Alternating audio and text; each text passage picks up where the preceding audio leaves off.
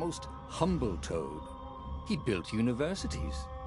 Then people started whispering about mass graves in the woods, midnight rituals, victims screaming.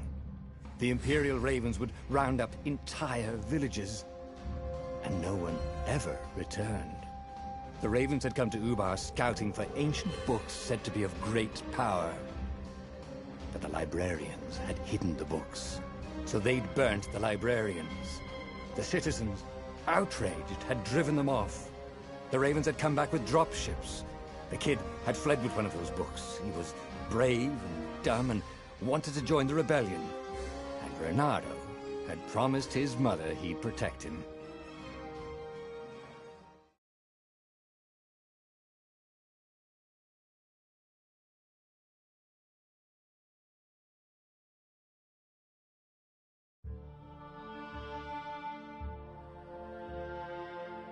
The kid was looking down, watching his city burn. Sorry, kid, Bernardo told the kid. Look, if we give them the book, they'll leave you alone. My mother died for this book! I promised her I'd protect you. Oh, damn it. The kid had run off. With the book, of course. So Bernardo had to run after him.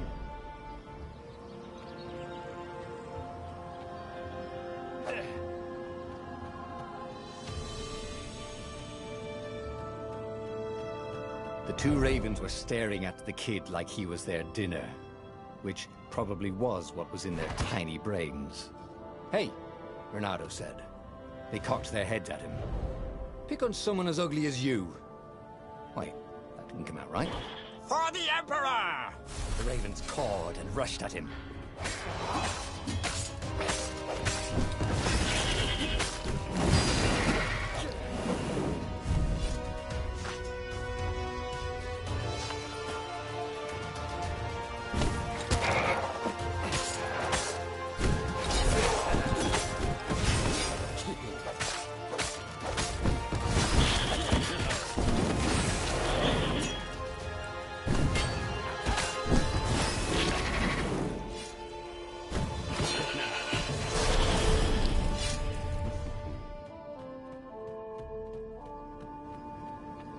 Dropship flew overhead.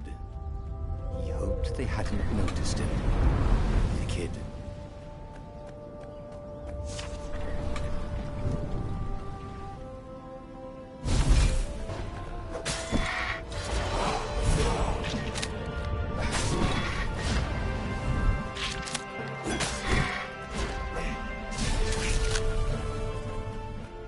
Oh, right. The Gate of Heroes. Someone's idea of a joke, making the skyship docks a gate. You needed a hero's sword to open it, and the kid was on the other side of the gate. Who let you through? Promise me you'll take the book to the rebels, or I'm gonna steal your ship. I'm not taking that damn book anywhere, and neither are you. Try and stop me, laughed the kid. I bet you don't even have a hero's sword. And with that, the kid hopped away. Had to hand it to the kid. He was an idiot, but he had guts. Where was Bernardo going to get a hero sword?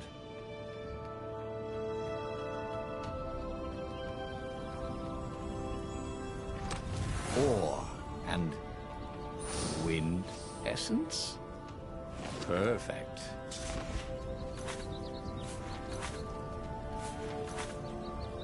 A hero sword. QED.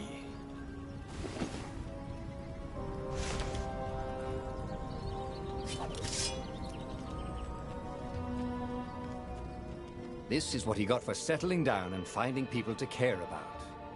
The kid's mum had been a swell cook, and she'd laughed at Bernardo's jokes, even when he didn't know he'd made one. And then the Ravens had come to burn her. And she'd made him promise to protect the kid.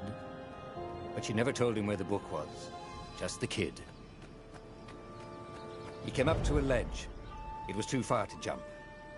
There'd been a bridge here before, hadn't there? And there was Peter, giggling at him. How'd you get across? He asked the kid. Where'd you find a hook? I hopped, said the kid. White-ass kid. Hey, look out behind you! Cute, said Renato. Ah, ravens.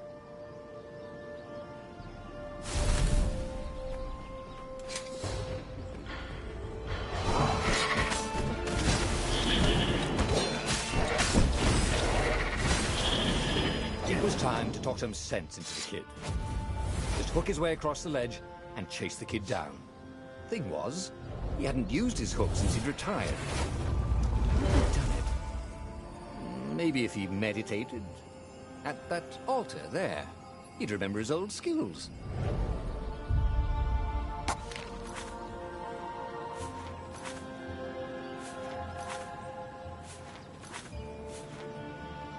It was starting to come back to him. Something you never completely forgot, like how to freeze time when attacking. The more he fought, the more he'd probably remember.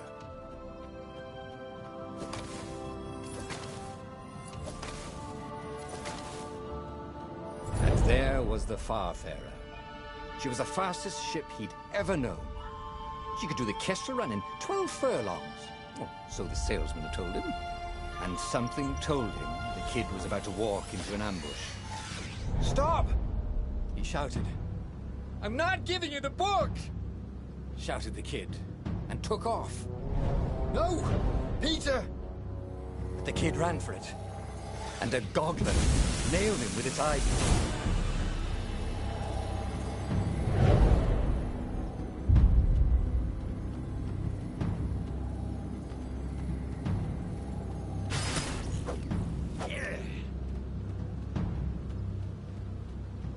The book was unburned. Next to it were the buckles from the kid's shoes, and a kid-sized pile of ashes. Damn it. Why hadn't he lied and told the kid he'd take the book to the rebels? The kid would be alive now. Really pissed off and betrayed, but alive. Oh, damn it. Renato picked up the book. He couldn't let the Empire have it now. He was going to have to get it out of there. He'd be a wanted man. Probably have to join the rebellion just to have a place to dock. Well, he'd hated home life anyway.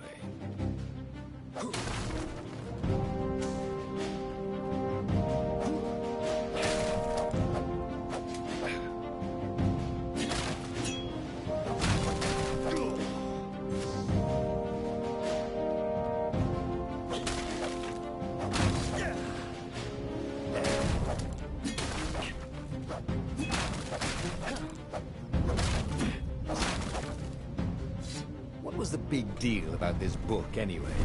Maybe he should open it and find out. All that had been years ago. How many? The war was a blur, and now 3 Raven scout ships were chasing him. "Where are you running, rebel?" cawed the Raven captain over the loud hailer. Renato could see them cranking up their catapults. "Just going out for milk?" Renato yelled back. "Where can you run?" laughed the Raven horribly. Far behind him, another city was burning. The dark cloud above its island was thousands of Imperial ships. The fleet was doing a thorough job. "Take us to the rebel base, and we'll spare your life!" it cawed. The entire jury-rigged rebel fleet was only a few islands to the east. Beyond that were only the pillars of heaven. A sea of endless blood-colored tornadoes. The rebellion was out of time. Unless Renato could bring a game-changer. Maybe he could. Renato had found out where he could find the pieces of the Sky Ripper, the legendary weapon that had exiled the lost god. Surely a legendary weapon could win the final battle. On the other hand, his old friend Lapino had sent Renato a desperate message saying he had a brilliant scheme to save the rebellion. If Renato could only rescue him. Renato dived the Farfarer towards the abyss. As he felt the heat of the jet stream, the Raven ships peeled off, not stable enough to follow him down there. Now it was time to choose. Lapino or the Sky Ripper.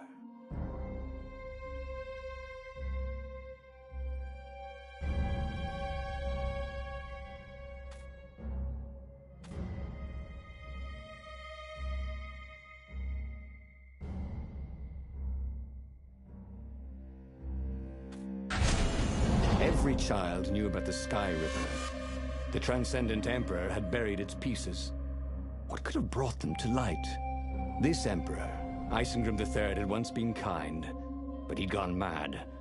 And now he was conducting secret, obscene rituals to bring back the lost gods. Had he, somehow, summoned the long-lost components of the legendary weapon out of the deep places of the earth? It was more than Reynardo could fathom. But if he could find a legendary weapon, he would use it.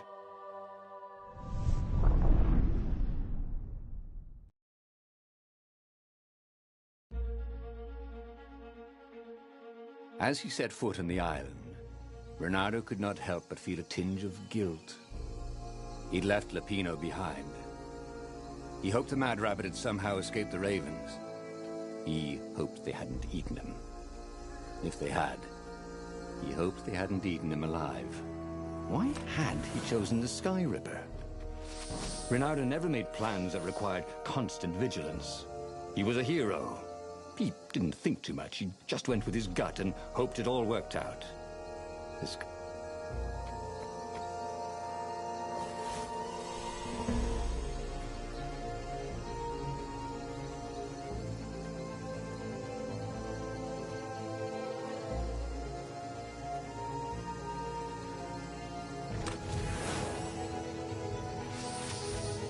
Reynardo wondered who was leaving chests of sword-crafting supplies around. He wanted to thank him.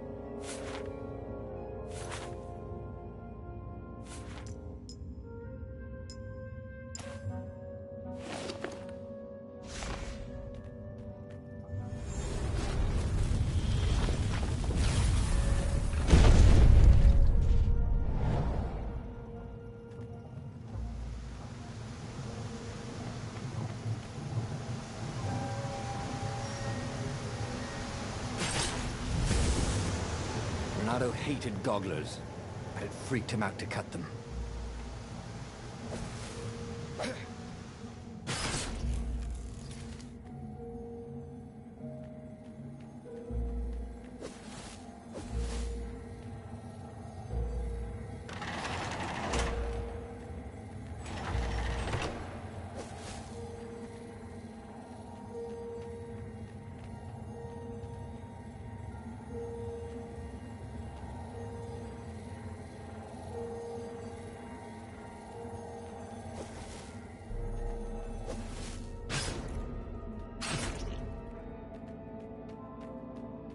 The people who had built this castle, did they even know what monstrous weapon lay hidden within their walls?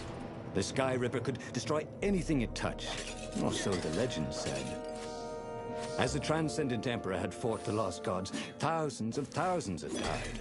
But Reynardo had been through wars. The only merciful war was a short one. Reynardo's blood was up. He just needed to smash something.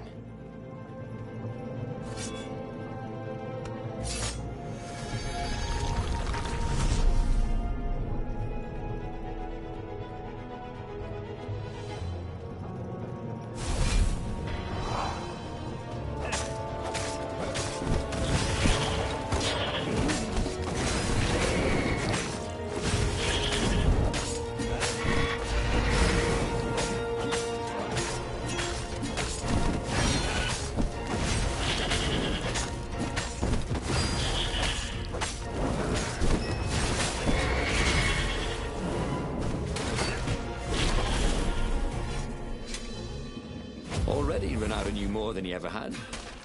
But about what?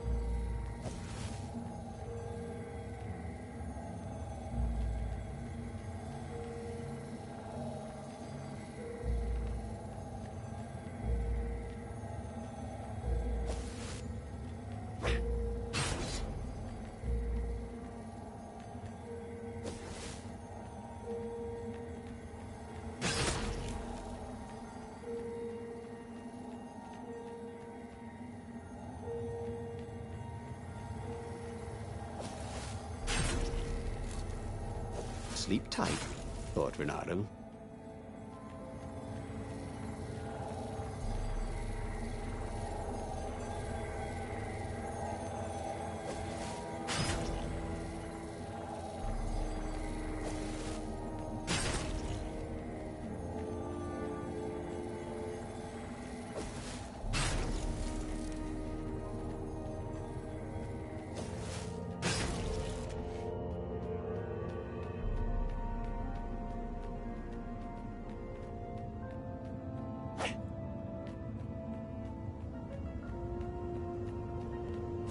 That time, boys! Caught the lead, Raven.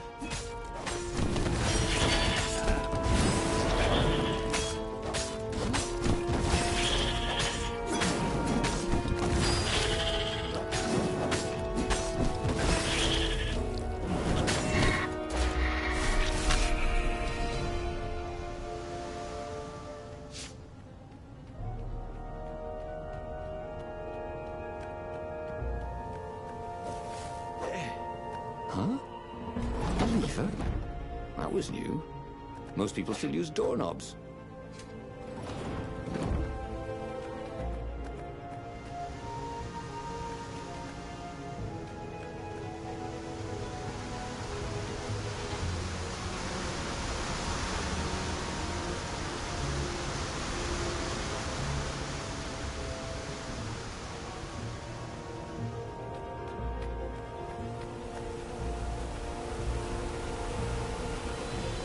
See?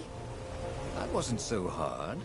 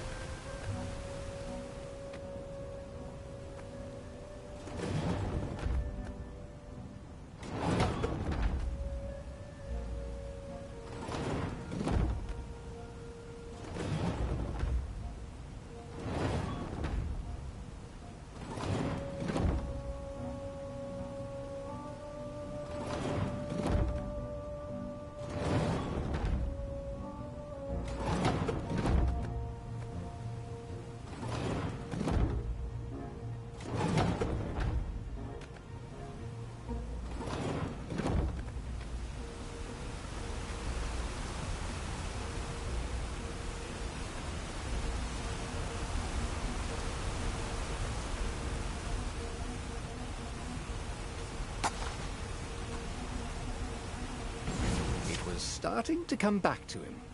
Something you've never completely forgot, like how to freeze time when attacking. The more he fought, the more he'd probably remember. There it was. Skyripper's armature. The stuff that dreams are made of. Engineers' dreams, anyway. The device was intricate. No one alive had the skill to make a thing like it. How was it part of a weapon at all? He'd have to ask a scientist. But first, he'd get the second piece. Skyripper had a heart. A core that had come to rest on the next island. Well, there was another island he could reach. Zenobia had just invaded it with her father's Raven battalions. She must be encamped there still. But fighting Zenobia now, that made no sense at all. He'd already sacrificed one friend to get this armature, was it? He didn't need to hurry to face her. She would find him. It was a no-brainer. He'd sacrificed his old friend Lapino to get the armature. And the armature was useless by itself, only a series of coils and wheels. War demanded sacrifices, and he would make more before the end. He would have to choose the greatest good, no matter how much it cost him. Zenobia. Well, he would see her sooner or later, across a battlefield or a sword's point before all this was over. He was sure of that. The power was in the core. Obviously, He had to get the core.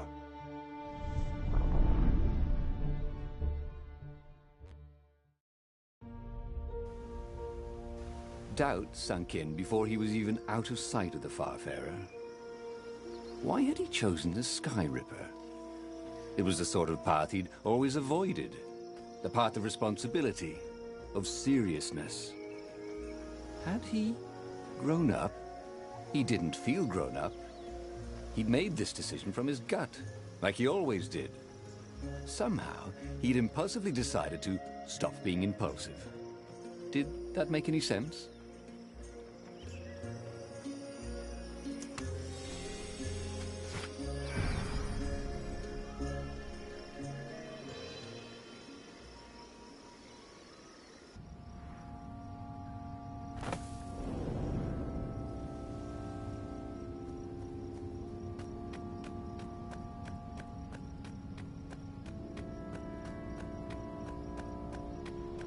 There was something sour in the air. Like the earth had ruptured over something that had been fermenting for a very long time.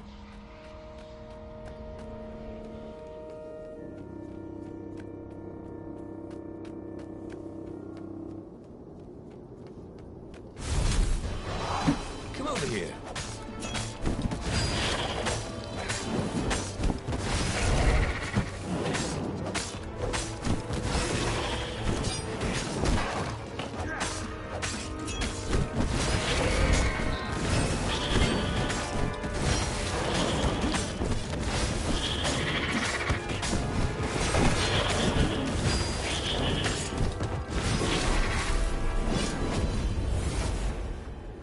There were fewer and fewer trees. There were only these huge crystalline growths. Had those been here before? He no longer heard birds except for the feverish cawing of the ravens when they attacked. He couldn't smell the small animals of the forest, the mice and rabbits. Where had they gone? And he was getting hungry too. This was an unhealthy place to be.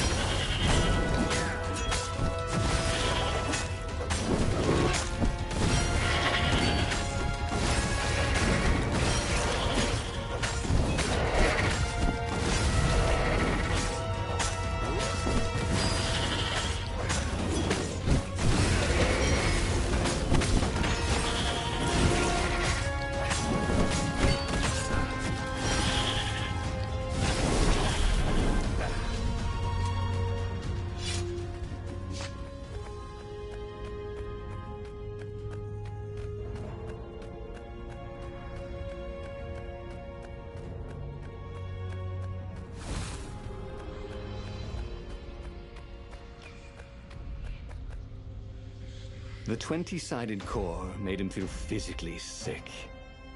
Once he had sneaked into a temple of the dark art, and he hadn't liked what he smelt and saw there. This felt like that.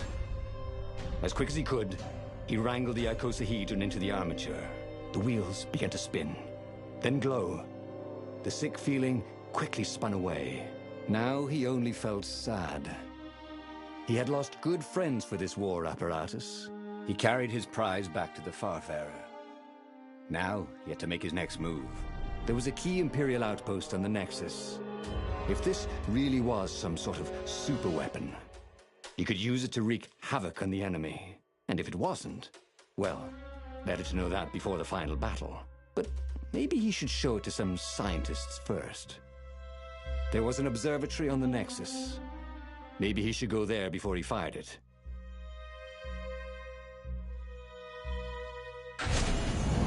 Of course, if you've just assembled a weapon out of legend that can exile gods from the world, you'd want to have a scientist or two look at it. And even if they disagreed and he had time, he could ask Calaveras himself. Yes, the observatory would be his objective.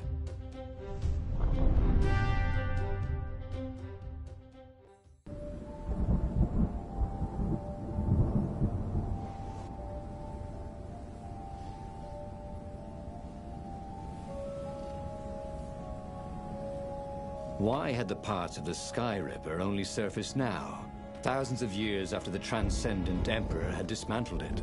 The mad Emperor Isengrim had performed terrible, bloodthirsty rituals to invoke the lost gods.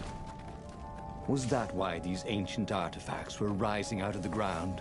How perfect, then, that the Sky Ripper would reappear to be his destruction.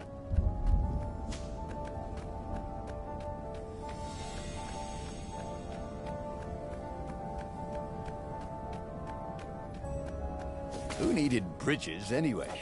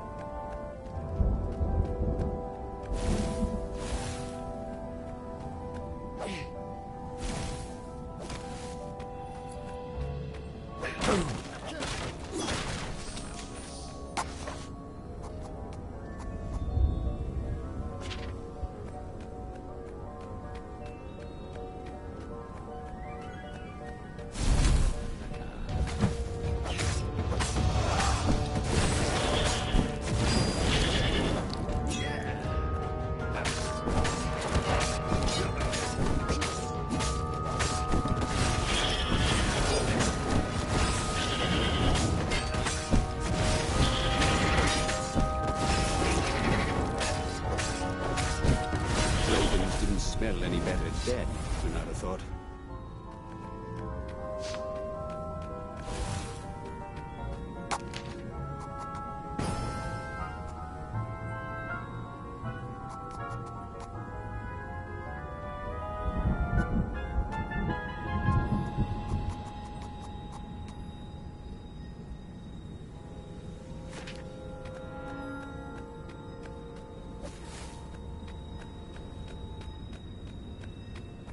A legendary weapon was exactly what the rebellion needed. They were outnumbered. The once kind emperor had become a tyrant. But his ravens stayed loyal, for he fed them his victims, and the other animals were too frightened to rebel. Renato shuddered at what the emperor was trying to do. To bring back the lost gods, the Black Harvest, the Black Sun? No. He would stop that toad, no matter what the risk.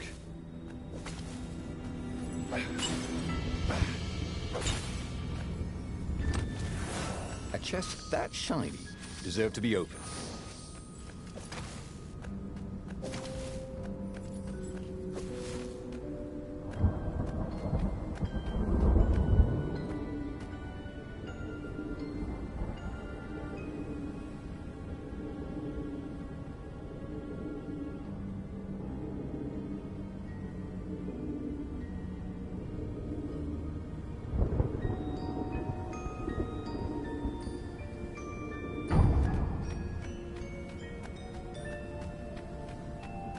Renato had found his game changer.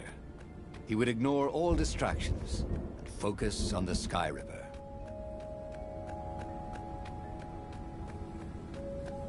A crafting bench. Renato wondered what he could make with it.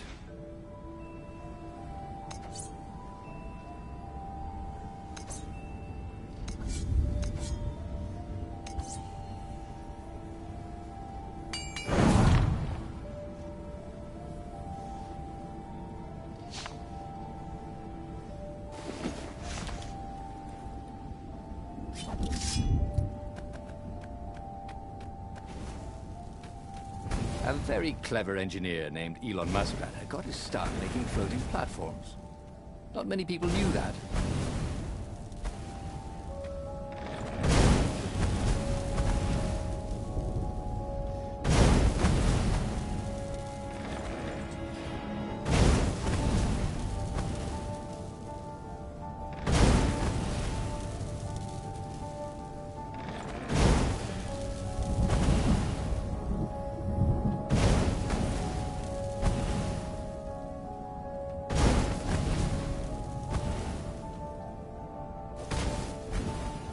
Can't we just agree to disagree?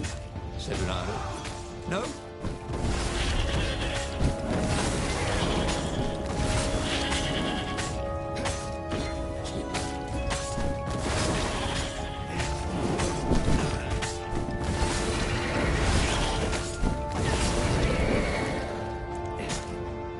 Renato hated warlocks, the way they stayed back and lobbed pain and death from a distance. Cowards. Really dangerous, effective cowards.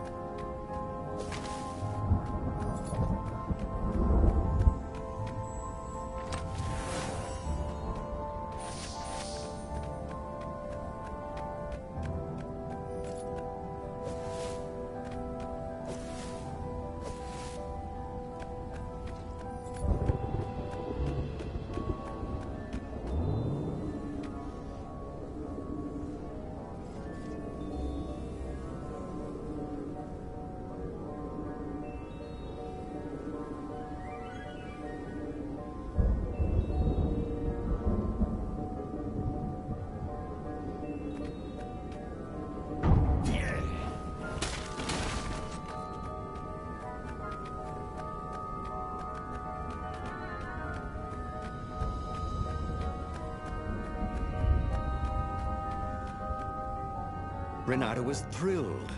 The scientists seemed to think he'd put the Sky Ripper together right. But one Toad was worried. Yeah, Sky Ripper could tear a hole in existence itself. There are invisible strings that tie the universe together. If Sky Ripper cut one, the hole would widen and widen till our whole existence fell into it. Another Toad sighed. Irving still believes in string theory.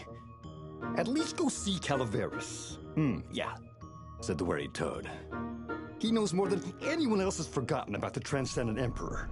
If anyone could tell him how to use this weapon safely, it would be Calaveras.